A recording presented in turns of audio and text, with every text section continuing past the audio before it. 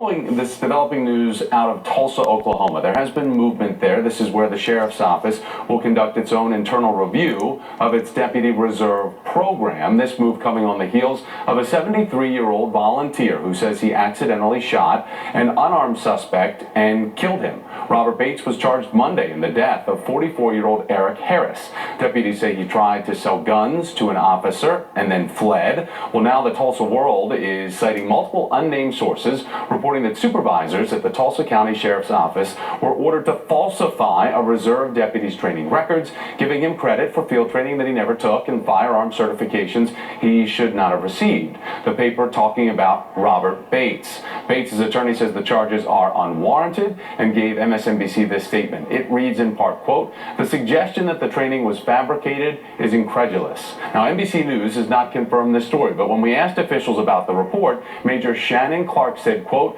"The media outlet that is putting that information out is using unconfirmed sources and also relying on anonymity. We don't respond to rumor."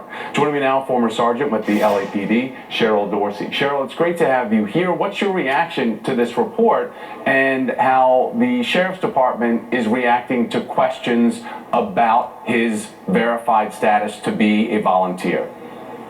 Hi, Thomas. Thank you for having. And so here's what I'll say about that. There certainly needs to be an independent review regarding the qualifications of Mr. Bates. And I expect that the sheriff would say exactly what he said because he understands that a civil suit is coming.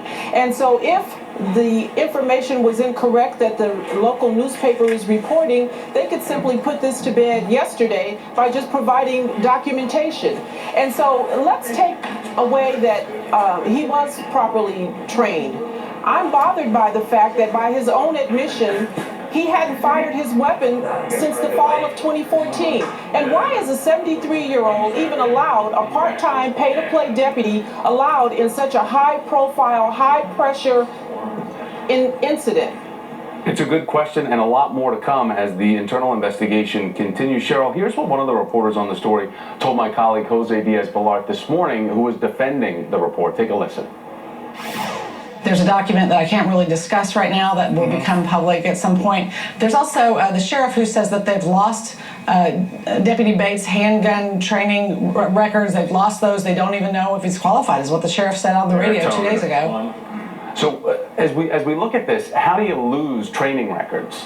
Listen, you don't lose training records. They probably don't exist. I mean, that's a very important and crucial document. And so you would not lose something like that. And for the sheriff to come out and say that he saw no problems with his reserve program is problematic for me. And that's why there needs to be an independent review. And my prayer is not that the independent reviewer is not that independent consultant from Tulsa City Sheriff's Department who came out and said that there was a perfectly logical explanation, a scientific phrase called slip and capture. Well, I have a scientific phrase that I would like to use called B and S.